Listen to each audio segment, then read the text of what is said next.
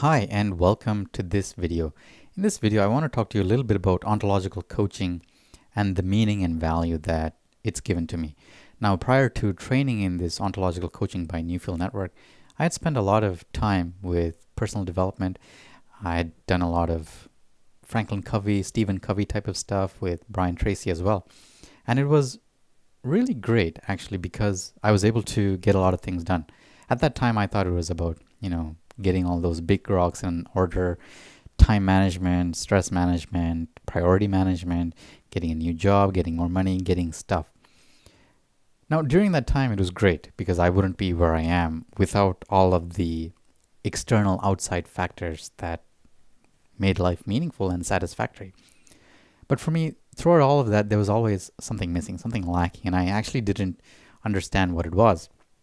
And it wasn't until I came into ontological coaching a few years ago and I realized what it was. And mind you, it was really obvious, but I didn't know how to describe it because until then I hadn't had the language for it. And I want to stress the word language because one of the things that ontological coaching has brought out is the need for language, is to use language as a tool to enable the creation of satisfying and meaningful outcomes in all of the situations and events that you interact with in daily life. So let's take this back a little bit. Ontology is the study of being. It's the study of who you are as a human being, not who you are as a body, not who you are as Mr. and Mrs. So-and-so, but who you are deep down. Now, a lot of us, in fact, I would venture to guess all of us, have some sort of framework of belief of the soul that might have been given to us by our religious leaders. It could have been given to us by our family. It could have been given to us by our friends, our peers, our coworkers, and those that we spend a lot of time with.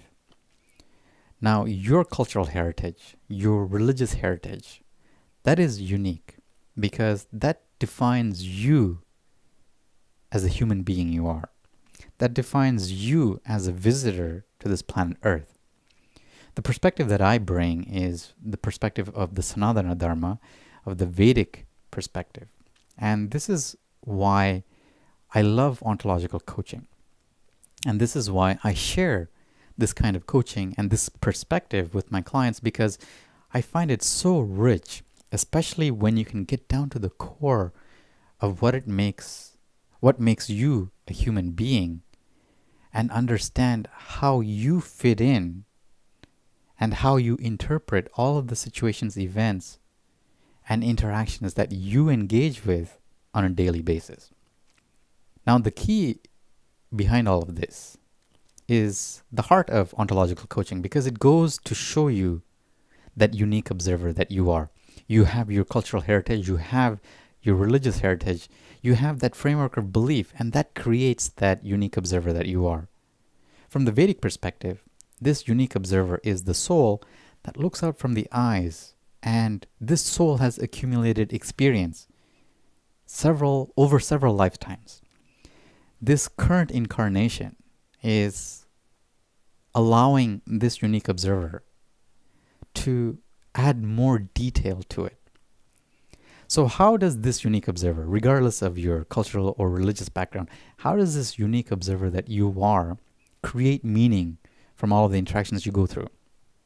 Well, that's very simple. And this is what ontological coaching has taught me, is that unique observer you are consists of a body. Very simple. Without that body you and I have, we would not be interacting with our friends. We would not be interacting with our family. We would definitely not be talking to our boss, asking for more money, asking for a raise, more responsibility, less responsibility, whatever it is. That body is so crucial to who we are. That body is needed for that unique observer to interact with all the situations, events, and things in life. Along with that body, which is so necessary for that unique observer, are the emotions. The emotions are the way that body experiences those interactions. if we get into a dangerous situation, if our body is placed in a situation where there's going to be some sort of imminent danger to that body, the emotion is of fear. And that fear, in that case, in that example, is very tangible. For example, if you're crossing a road and a bus is about to hit you, that's a very tangible fear. Other fears are not as tangible. So let's talk about another emotion, and that is the emotion of anxiety. That emotion of anxiety is about an intangible situation that may cause harm to your physical body or may not. But regardless of that, only your body experiences an emotion. Now, the crux of all of this, at least for me, this was the most meaningful part, is the language that was used to describe that emotion, the language that was used to describe that physiological state of the body is so critical. You see, the whole point of all of this, the whole point of ontological coaching is that you and I are unique observers of the world. And not only are we unique observers of the world, we live in a unique interpretation of the world. We interpret every situation, every event, every physiological change, every emotion our own way. And we are only limited by language.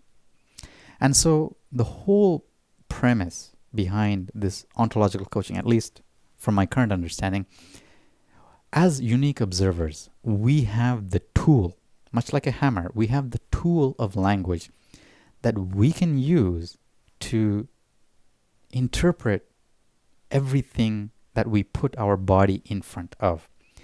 We could put our body into a conversation. We could put our body into a situation that may cause danger. We could put our body into a new country, into a new experience. Whatever it is, we get to interpret all of those things and derive some sort of meaning, some sort of value, some sort of satisfaction around that. And to me, this is the richness of that unique observer that you are. And from the Vedic perspective, this just adds more experience, more value, more meaning, so that you can carry it on to the next life, to the next incarnation. So how do we do that? How do we make use of everything that our body is subjected to? And this is where understanding language, understanding it intellectually, and breaking each of our conversations into the constituent speech acts. Now, there are 6 speech acts, and I go into more detail in other videos. But for now, the speech acts are the speech acts of requests, offers, promises, assertions, assessments, and declarations. The key to deriving satisfaction and value from your life, adding value, adding meaning, adding satisfaction to your life, involves understanding and choosing which of the speech acts you want to engage in. You see, most of us, we may think that we engage in life verbally, that most of our interactions are verbal. But I invite you to consider that there is a non-verbal loop that goes on in your head over and over and over again. It doesn't stop chattering, it doesn't stop yammering. And that is what drives most of our interpretations. That's what drives most of our interactions with the world. And so one of the skills that I teach with my clients is to stop, is to notice what you are saying up here and what you're saying down here, and whether those two are connected or how congruent they are with each other. Now, when I was doing ontological coaching way back in the beginning, the divergence of what I was saying in my head and what I was speaking was broad. There was a big gap.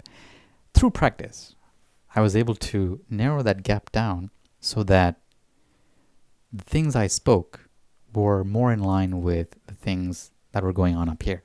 And that is, for me, the magic of ontological coaching, is it allows you to take a moment or several moments to notice, to make use of language as a tool so that you can get to the heart of that unique observer that you are.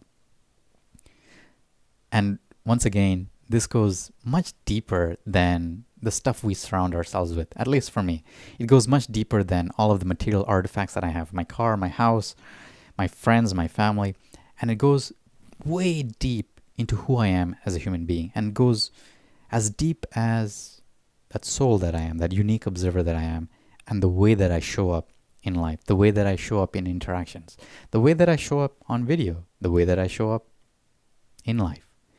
And this is the invitation I leave you with. What kind of observer are you? How does your framework influence the way you interpret life around you?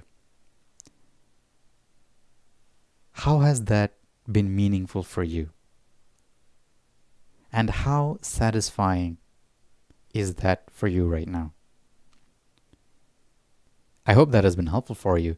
And if you do have any questions or comments, please share them below and I'll get to them as soon as I can. So take care of yourself, have a beautiful day, and I'll see you in the next video. Bye bye for now.